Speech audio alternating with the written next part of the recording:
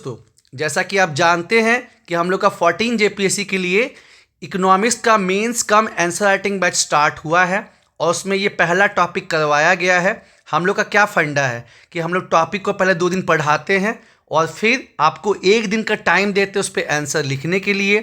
तो ये क्वेश्चन जो है वो लिखने को दिया गया और मिस्टर विनय ने बहुत बढ़िया जो है इस पर आंसर लिखा है। देखते हैं हम लोग क्वेश्चन क्या है।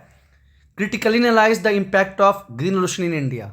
ठीक है, मतलब आपको आलोचनात्मक परीक्षण करना किस चीज़ का, हरित क्रांति का। तो आपको कीवर्ड पकड़ना है हरित क्रांति और कैसा। क्रिटिकली एनालाइज मतलब पॉजिटिव भी बताइए, नेगेटिव भी बताइए, साथ ही साथ what steps have been taken to overcome the challenges of green revolution. इसके जो चैलेंजेस हैं उसको दूर करने के लिए क्या कदम उठाए गए हैं। ठीक है, तो जैसा कि आपको पता है कि बढ़िया आंसर के लिए क्या है, आपका एक अच्छी भूमिका यानी कि इंट्रोडक्शन होना चाहिए। तो देखिए विनय ने क्या लिखा है। I have frequently pointed out that the future belongs to the nation with grains not with guns. MS Swaminathan, जिनको father of green revolution in India मानते हैं। उसके बाद green revolution is the process of increasing agriculture productivity with the use of modern techniques and technology. ठीक है, अब जानते हैं कि जो हरित क्रांति है इसमें मॉडर्न टेक्निक और टेक्नोलॉजी का इस्तेमाल हुआ, जैसे कि HY seed, high yielding variety seeds, tractors, fertilisers, irrigation facilities and agrochemical. It was started with in India in 1968। ठीक है, फिर पहले हो गया क्या, व्हाट, अब क्यों, ऑब्जेक्टिव क्या है। तो ऑब्जेक्टिव है कि आपको पता है कि ब्रिटिश पॉलिसीज के चलते हम लोग जो है अपने सिटीजन को फूड सिक्योरिटी नहीं दे पाते थे और एक बहुत ही घटिया, ठीक है, एक बहुत ही घटिया अनाज जो है USA से मिलता था, तो उसके इंपोर्ट को कम करना था। साथ ही साथ जब यहाँ पे सूखा पड़ा था, फेमाइन आया था, तो लाखों लोग मर गए थे। ठीक है, लाखों लोग मर गए थे, फूड सिक्योरिटी इंश्योर करना था, modernisation of machinery, employment generation और गरीबी को कम करना। तो क्या है मतलब क्या है आपका हरित क्रांति, कोटेशन से स्टार्ट हुआ, उसको बताया गया, डिफाइन किया गया, उसके उद्देश्यों को बताया गया। उसके बाद जो हरित क्रांति है in India was highly successful in achieving it's objective. जैसे आपको पता है कि कहाँ जो है पहले 51 मिलियन टन प्रोडक्शन था, वो बढ़ के 300 मिलियन टन हो गया। और इसके लिए सरकार ने क्या क्या इनिशिएटिव लिए, तो सब्सिडीज़ देना इलेक्ट्रिसिटी, पेट्रोल, डीजल में, और ईजी क्रेडिट जैसे प्रायोरिटी सेक्टर लेंडिंग का कंसेप्ट हुआ, फूड कॉर्पोरेशन ऑफ इंडिया हुआ, आपका मिनिमम सपोर्ट प्राइस का कंसेप्ट हुआ, सिंचाई की सुविधा बढ़ाई गई, लैंड रिफॉर्म, ये सब जो है गवर्नमेंट का इनिशिएटिव रहा। तो आप देख सकते हैं कि कितना बढ़िया जो है इंट्रोडक्शन फर्स्ट पेज में दिया गया है। उसके बाद अब जो पॉइंट्स लिखे गए हैं उसको यहाँ पे थोड़ा एलिब्रेट किया गया है कि जैसे प्रोडक्टिविटी में इंक्रीज़ हुआ, तो मेनी फोल्ड इंक्रीज, इसको जो है देखिए कितना सुंदर जो है ग्राफ के थ्रू जो है दिखाया गया। और भारत जो है सेकेंड लार्जेस्ट प्रोड्यूसर हो गया है राइस एंड वीट का वर्ल्ड में। फिर जो फूड ग्रेन है उसका आयात को कम किया गया और भारत जो है अभी 2020 में क्या हो गया, top 10 leading countries of agree export में आ गया है। साथ ही साथ जो रूरल एम्प्लॉयमेंट है वो जनरेट हुआ है। ठीक है, इकोनॉमिक ग्रोथ हुआ है। उसके बाद किसानों की जो आय बढ़ी है। अब देखिए चैलेंजेस, तो होता है ना कि कंटेंट आप जानते हैं लेकिन कितने अच्छे तरीके से आप उसको प्रेजेंट करते हैं ये भी इक्वली इम्पॉर्टेंट है। तो जो समस्याएं हैं उसको फिर फर्दर हेडिंग में डिवाइड किया गया है कि सामाजिक क्या है, सोशल, इकोनॉमिकल क्या है, इन्वायरमेंटल क्या है। तो सोशल चैलेंजेस क्या है कि आप जानते ही हैं कि राइस वीट पे ही फोकस किया गया, तो ये मोनोकल्चर को जो है प्रमोट करता है जिसके वजह से काफ़ी नुकसान पहुंचा है। फिर आपका जो है बेरोजगारी कि ज़्यादा मशीनरी का यूज़ से जो है रूरल पॉपुलेशन का जो है अनएम्प्लॉयमेंट और डिसगाइज अनएम्प्लॉयमेंट भी बढ़ा है। प्लस देखिए ये आप ऐसे नहीं लिख रहे हैं, आप लिख रहे हैं इकोनॉमिक्स का आंसर। तो अगर आप बताते हैं कि इसके चलते जो है प्रॉब्लम एग्जिस्ट कर रहा है तो आपको बताना होगा डेटा।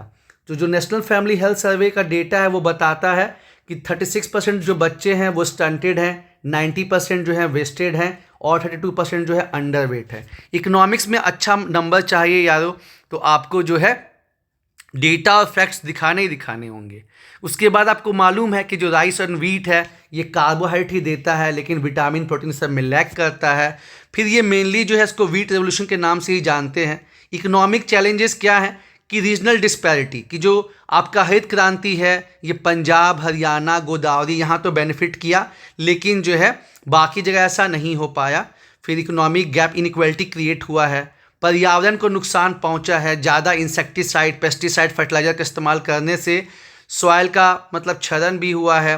फिर जो ग्राउंड वाटर है उसमें कमी आई है, उसको डेटा के थ्रू देखिए यहाँ पे दिखाया गया है कि राइस को जो है इतना पानी चाहिए, 1 kg राइस के लिए, व्हीट को इतना चाहिए। और आपको पता है कि भारत में क्या है, 4% फ्रेश वाटर है और 18% आबादी है, तो आप समझ सकते हैं। फिर पॉल्यूशन, पराली जलता है उससे क्या होता है, दिल्ली में देखते हैं ना कि कितना प्रॉब्लम क्रिएट होता है, तो वो कहीं ना कहीं हरित क्रांति से जुड़ा हुआ है। और फ्रीक्वेंट यूज़ ऑफ केमिकल के इस्तेमाल से जो है भटिंडा कैंसर कैपिटल हो गया है। Loss of biodiversity. अब इन प्रॉब्लम्स को टैकल करने के लिए भारत सरकार ने क्या कदम उठाए हैं, तो आपको पता है कि मोटे अनाज को बढ़ावा दिया जा रहा है ना, मतलब डाइवर्सिफाई किया जा रहा है, श्री अन्न योजना। फिर किसानों को जो है, चूँकि इंडिया एक डिजास्टर प्रोन कंट्री है, प्रधानमंत्री फसल बीमा योजना। साथ ही साथ यहाँ पे जो है सिंचाई की सुविधा प्रॉपर नहीं है, उसके लिए प्रधानमंत्री कृषि सिंचाई योजना। उसके बाद किसानों को कम रेट पे ऋण मिल सके, तो किसान क्रेडिट कार्ड पहले स्टार्ट किया गया था केवल किसानों के लिए, लेकिन अभी कोविड के टाइम पे इसको जो है जिनके पास जानवर है, लाइफ स्टॉक है, उसके लिए भी एक्सटेंड किया गया है। उसके बाद परंपरागत कृषि विकास योजना, national mission on sustainable agriculture. क्योंकि देखिए हरित क्रांति में क्या दिक्कत आई थी कि हरित क्रांति की वजह से पर्यावरण को और बायोडाइवर्सिटी को नुकसान पहुंच रहा था, तो फिर वही स्वामीनाथन जिन्होंने जो है हरित क्रांति की नींव रखी थी, उन्होंने 2017 में जो है फिर आपको सदाबहार क्रांति की जो है एवरग्रीन रेवोल्यूशन का जो है कॉल दिया। उसके बाद मार्केटिंग सिस्टम को ठीक करने के लिए इनैम रखा गया है। उसके बाद देखिए अब क्या है कि आपको केवल पॉइंट्स लिख के छोड़ना नहीं है, उसके बारे में थोड़ा बताना है। हाँ, अगर आपका क्वेश्चन छूट रहा है तब आप ये काम कर सकते हैं, आपके पास टाइम की कमी है, तो अगर नहीं है तो फिर बेहतर होगा कि अगर आप उसके बारे में कुछ लिख देंगे तो देखिए यहाँ पे फसल बीमा योजना के बारे में लिखा गया है, scheme to cover crop insurance in case of damage due to drought and flood. उसके बाद जो है पर ड्रॉप मोर क्रॉप, यहाँ पे प्रमोशन ऑफ ड्रिप इरिगेशन, ये सब का बात किया गया है। सॉइल हेल्थ कार्ड, किसानों को जो है पता ही नहीं चलता है कि मतलब क्या है, वो खाली जो है चावल गेहूँ ही ग्रो करते हैं। तो सॉइल हेल्थ कार्ड जो है कहीं ना कहीं किसानों की जागरूकता ये करने में मदद करेगा। पीएम कृषि सिंचाई योजना बताइए आपको इरिगेशन का सुविधा को बढ़ाने के लिए और मानसून पर डिपेंडेंसी कम करने के लिए। उसके बाद सस्टेनेबल एग्रीकल्चर के अंदर ये दोनों चीज़ है, परंपरागत कृषि विकास योजना, इसी में आप जो है प्रधानमंत्री ये आपको जो जीरो बजट नेचुरल फार्मिंग जो है उसका भी आप जिक्र कर सकते हैं। फिर national mission for sustainable agriculture तो आपको बताया ही। फिर PM schools for rising India. और अब देखिए ये सब तो हो गया और आप दे रहे हैं जेपीएससी का एग्ज़ाम, तो आपको स्टेट वाला चीज़ जिक्र करना ही करना। तो अगर झारखंड के कॉन्टेक्स्ट में बात करेंगे तो झारखंड राज्य फसल राहत योजना, झारखंड समेकित बिरसा ग्राम विकास योजना, इसी में आप मतलब और ऐड कर सकते हैं, जैसे झारखंड सरकार जो है गंगा नदी के किनारे, ठीक है ना, on the banks of river Ganga organic farming को जो है प्रमोट कराया जा रहा है, किसके द्वारा, Jharkhand state livelihood promotion society के द्वारा। और साथ ही साथ नीलांबर पीतांबर योजना से, नीलांबर पीतांबर समृद्धि योजना से क्या किया जा रहा है कि जो वेस्टलैंड है उसको कल्टीवेबल बनाया जा रहा है। बिरसा हरित ग्राम योजना में जो है आम का मतलब जो हॉर्टिकल्चर उसको बढ़ावा दिया जा रहा है, क्योंकि आम का पेड़ को बहुत कम पानी चाहिए होता है। तो ये सब जो है झारखंड सरकार के इनिशिएटिव्स को आप ऐड कर सकते हैं, पूछे ना पूछे, क्योंकि ये जो है आपको स्टेट का एग्ज़ाम है ना। अब यहाँ पे बताया गया कि हालांकि गवर्नमेंट के इनिशिएटिव से प्रॉब्लम जो है बहुत हद तक दूर हुआ है, लेकिन फिर भी अभी बाकी है। तो क्या क्या उसको प्रमोट किया जा सकता है, तो promotion of crop diversification, agro forestry etcetera, supply side के साइड से स्टोरेज आपको इंफ्रास्ट्रक्चर को बढ़ाना होगा, जीरो बजट नेचुरल फार्मिंग, क्योंकि आप देखिए जो ऑर्गेनिक फार्मिंग है उसमें बहुत ज़्यादा काऊ डंग लगता है और कुछ समय लगता है, तब जाके वहाँ पे बढ़िया प्रोडक्शन होता है। और उसके कंपेरिजन में जो जीरो बजट नेचुरल फार्मिंग है ज़्यादा अच्छा है। उसके साथ ही साथ आपको टेक्नोलॉजी इंटरवेंशन करना होगा, यूज़ ऑफ AI, ड्रोन, ये सब जो है। फिर extension of MSP to other crops. देखिए होता तो 23 क्रॉप के लिए, लेकिन लोग को क्या पता है, लोग को पता है कि बस राइस वीट, तो उसका बेनिफिट कहीं ना कहीं वहीं तक रुका हुआ है।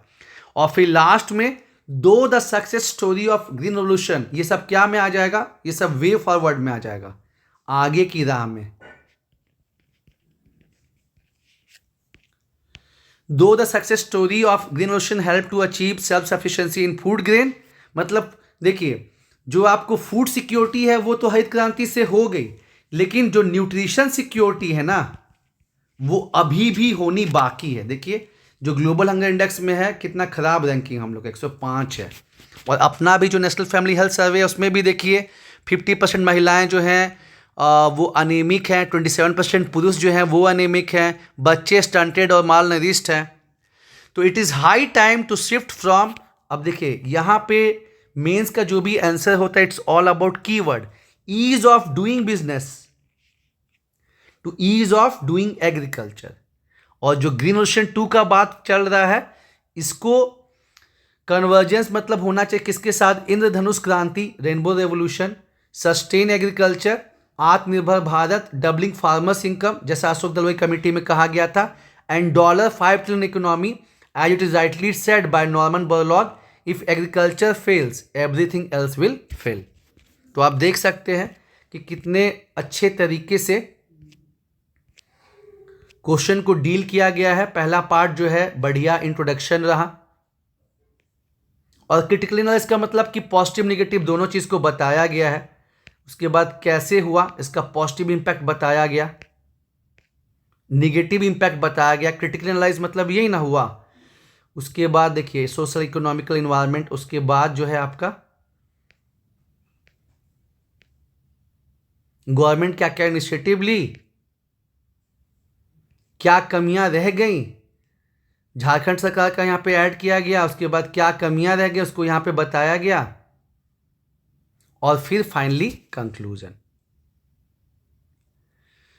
तो ये हमने पहला टॉपिक किया है। अब हम लोग का जो अगला टॉपिक है वो एग्रीकल्चर मार्केटिंग पे रहेगा यारों, और बैच जो है हिंदी इंग्लिश दोनों मीडियम में है।